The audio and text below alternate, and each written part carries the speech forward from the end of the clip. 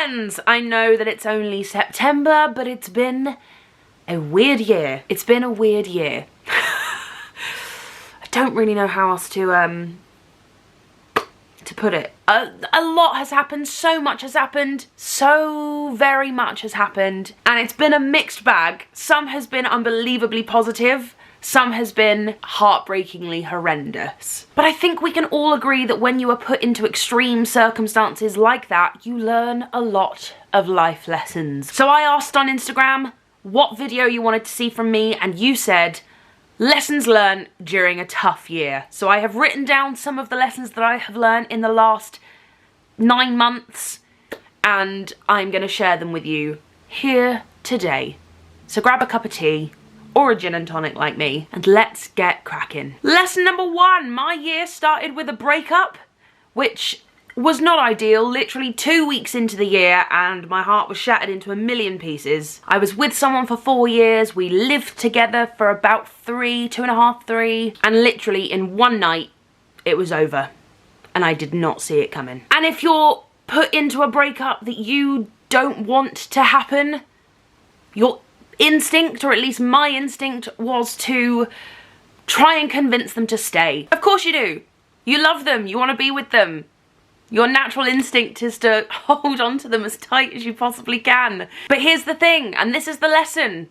You can't make someone love you or stay with you. And here's the most important part of the lesson, nor should you have to. That's the part of the lesson that I want to talk about here, because that's the real lesson that I learned. Because of course you know you can't make someone love you. We all know that from watching Aladdin as kids.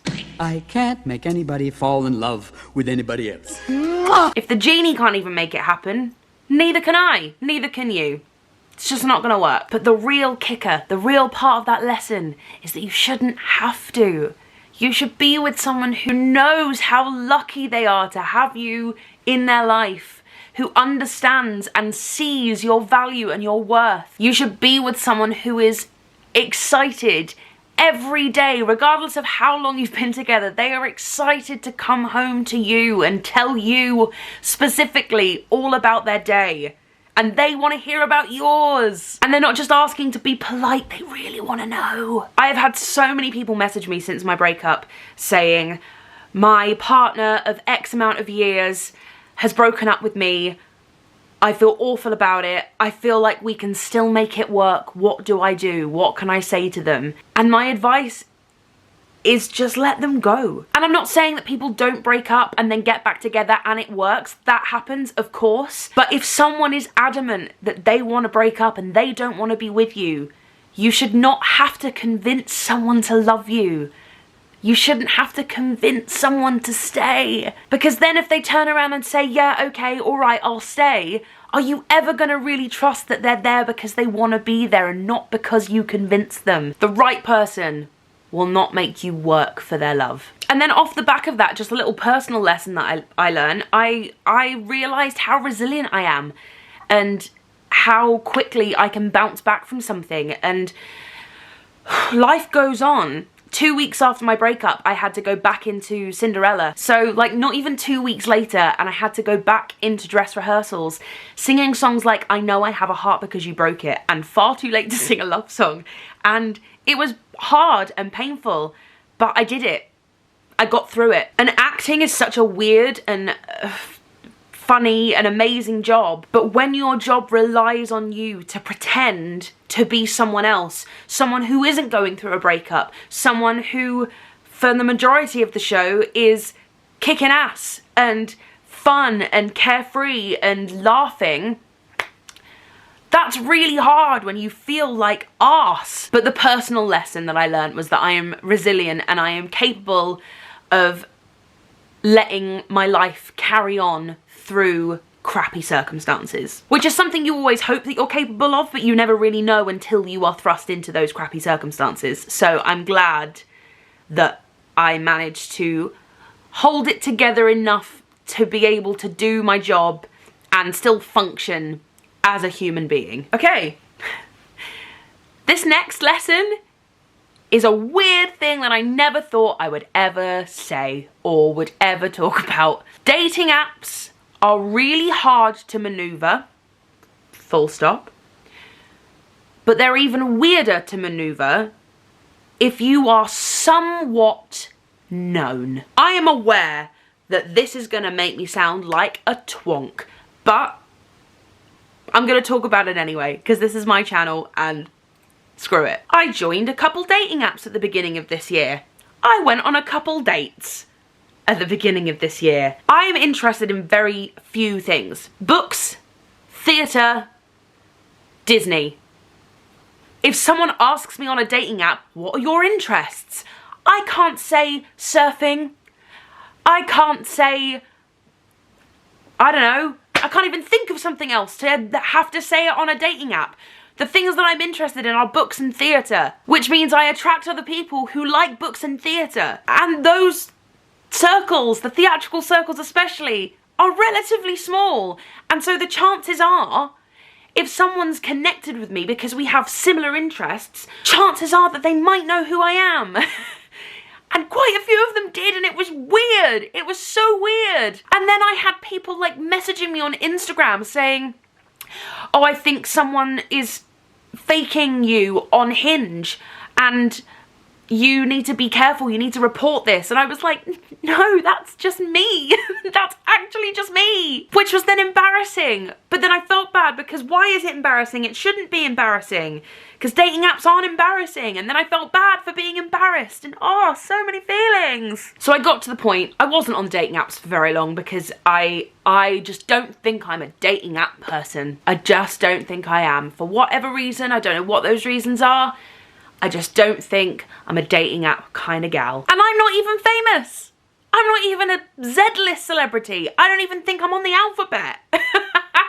So I don't know how single people who are like major celebs date. Lesson number 4, which I don't think I'll speak too much about. If a job costs your mental health, it is not worth it. But with that being said, lesson number 5, if a job is hard, it will be made easier by the camaraderie of the people around you who are also doing that hard job. It's funny how adversity tends to bring people together and tends to bond people, which is unfortunate, I guess, that you all have to go through something crap in order to find those bonds and in order to come together as like one solid unit. Not always. People sometimes gel regardless, but often you will find that people come together when they are put through something. And I don't know how I would have got through this year if it wasn't for the people that I was working with. Lesson number 6. This was something that had been said to me a lot. Not even said to me, just it was something that I'd heard a lot. The hopeless romantic in me was like, yeah, absolutely, yeah, of course, like love at first sight, that kind of, you know, things that you want to believe in, but then when you actually question it, like, do you really believe in that? I don't know. Ugh. But then when you experience it, you're suddenly like, ah, that's what they were talking about. And there's a reason that people say it. And that thing is, when you know, you know. And the reason I didn't get it until this year is because I don't think I've ever known. That is not to diminish past relationships at all, because I am glad to have had my past relationships and to have been with those people even when they didn't go according to plan. But when you meet that person, like, I'm laughing because it's ridiculous. It's ridiculous. When we get time, Joel and I will sit down and we will recount the story of our first date to you. We'd known each other for a long time. Like, we weren't besties. We didn't like, it's not like me and Scott, where me and Scott are like in each other's pockets constantly and we text each other 24/7. But we'd met each other like a handful of times. We were in each other's periphery because we were in each other's circles. We had a bunch of mutual friends. We bumped into each other at press nights, or I'd been to see a couple of the shows that he was in. He'd been to come and see Les Mis and Heathers, and we knew of each other and we liked each other and we knew that we got on, and we messaged every now and again on social media across the years, across the 8 years from when we met to when we started dating. But we'd never A, been single at the same time, or B, hung out one-on-one until our first date. And from the moment that we turned up on that date, we were both like, huh, Okay, okay then. So this is the rest of our lives. Great, good, done. When you know, my friends, you know. Lesson number 7? I've lost track. Some people prefer it when you're miserable.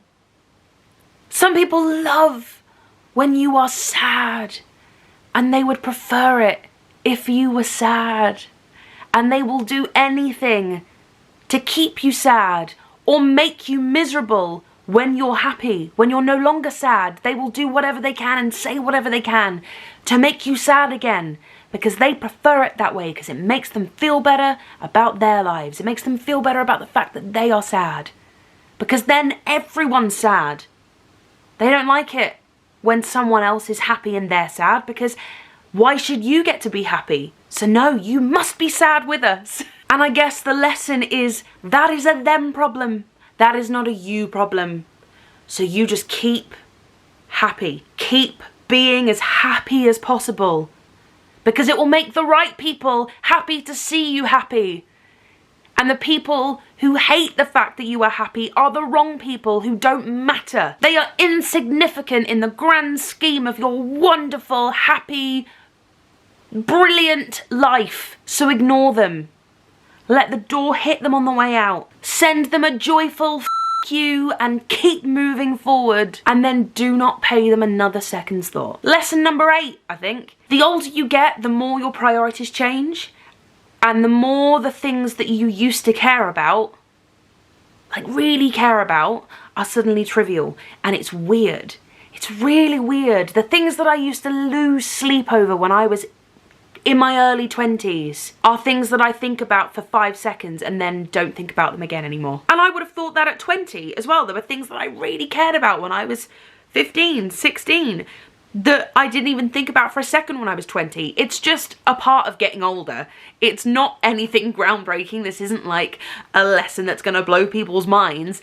It's just something that came to the forefront of my world this year. I'm now of an age where I am thinking about marriage and children and finding a house that I want to live in, or finding a place that I want to buy a house in that I will then live in for the rest of my life. And those are things that I just wasn't thinking about when I was 20. I wasn't thinking about marriage or kids or property. When I was 20 years old, I was still living with my parents. I just paid my parents a few £100 every month out of my wages from Les Mis so that I could continue living in their house and make their lives a bit easier. That was the extent of my responsibilities. And now I have more responsibility because I live in my own house and I have a mortgage and I have bills and taxes and all of the things that adulting comes with. But now I want more responsibility. Now I'm like, yeah, I want to marry someone, and yeah, I want to have dependents.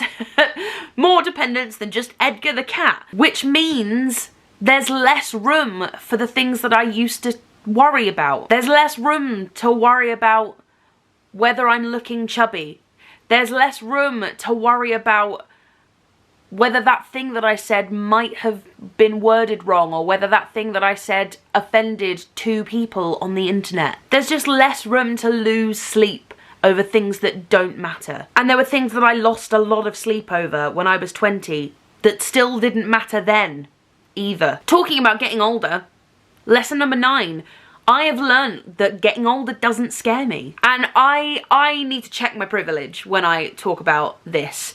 And I need to acknowledge the fact that I've been so lucky to live the most amazing life, and I've been so lucky to have accomplished dreams that I never thought I would accomplish in my lifetime, let alone by the age of 30. Whether those dreams are professional, like performing in the West End, or whether they're personal, like buying my own house. These are things that I understand I am very privileged and very lucky to have done, that contribute to the fact that I am not scared to turn 30. And also there are adventures that I am about to embark upon in the next 10 years, say, that I never would have done when I was younger. For instance, marriage and kids. Like, that is something I'm so excited about. Like, so excited about. That obviously I never would have done when I was like 16, or even in my early 20s. That's not something that I was really thinking about back then. And when I was like 20, I thought I would be married and have kids by the age of 25, which is terrifying considering when I got to 25 how incompetent I was at life. And when I was 25, I was like, the thought of having kids right now is petrifying. But now that I'm about to turn 30, the idea of having kids it's exciting to me, and I feel ready for that responsibility now. And it's something that I always knew that I wanted, just never felt like the time was right, or that the people who I was with even shared that desire. But now, the years that are coming are only bringing more adventure. So how could I be scared of them? And finally, to wrap up what has become a slightly emotional video, lesson number 10, my friends are incredible. I think I've mentioned it on Instagram, but definitely not on YouTube. Maybe on YouTube, I can't remember. I don't think I've talked about it at length. But when I went through my breakup at the beginning of the year, literally the day of the breakup, I went straight to Scott Page. He was in Milton Keynes doing the Addams Family. It was his final night in the Addams Family. I booked myself a ticket, went to Milton Keynes. I stayed with him in Milton Keynes for a night, and then the following day he was going to his family home, and his family took me in for about 3 or 4 days, and I stayed with them. They let me cry in their living room. We watched Disney movies day in and day out. We ate chips and Chinese food. His mum read my tea leaves. Oh, they were just amazing. They were amazing, and I cannot thank them enough for the kindness and support that they showed me. But actually, even before that, Giovanni Spano came to my house. I've known Giovanni since I was about 2. He was in my brother's class at school. He's always lived local. That's how him and my brother got to know each other in the first place. And this was the first time that our paths had crossed in the industry. And he literally lives around the corner. And Gio and his now wife, Tash, who was at their wedding a couple weeks ago, they have become family. And as soon as I text Gio and told him that I was going through a breakup, he got in his car and he drove straight to my house with a bottle of wine, and he sat with me for about an hour and listened to me just outpour, and then drove me to the station so that I could get on a train and go to see Scott. Same to be said for Emma Kingston. Emma Kingston literally forced her way into my house when I was adamant that I didn't want to see anyone, because she knew better and she knew what I needed as opposed to what I wanted, because what I wanted was self-destruction at that point. I didn't want to see anyone. I didn't want to get out of bed. I didn't want to shower. I didn't want to eat. And so she came over and sat on my sofa and again just let me talk until I was blue in the face. Louise Jones did exactly the same thing. I could keep listing off names. Hebert, PB, Vinny, Sophie, Alex Banks, Dougie Carter, Lauren Byrne, like all of these amazing people who just held on to me so tightly even when I didn't want to be held on to, because they knew that that's just what I needed. And to have friends like that is so important, and I count myself incredibly lucky to have friends that loyal. Now, I'm sure there will be people who are watching this who will probably say something along the lines of, ugh, the worst you've ever been through is a breakup, count yourself lucky. And I do count myself lucky. I have had very few family deaths in my life, and during the pandemic I didn't lose anyone close to me through COVID. The worst I have ever personally been through is burnout due to stress and heartbreak in breakups. I am so aware that breakups are so trivial compared to the heartbreak and tragedy that other people go through, but it's still valid. And I want to remind anyone who is watching this video that all pain is valid. All mental health struggles are valid, regardless of how small or trivial you are made to feel that they are, or how stupid you feel for struggling when other people who are going through worse seem to get by one way or another. So I know how lucky I am that the worst I have been through is a few boys telling me they didn't love me. I know.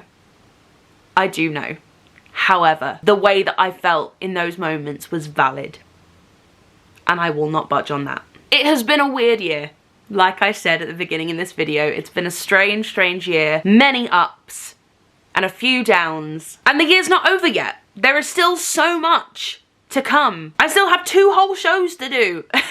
But I already know that when the clock strikes midnight on December 31st, I will not be thinking of 2022 as a bad year or a year where everything went wrong. I will think of this as the year that my friends showed up for me.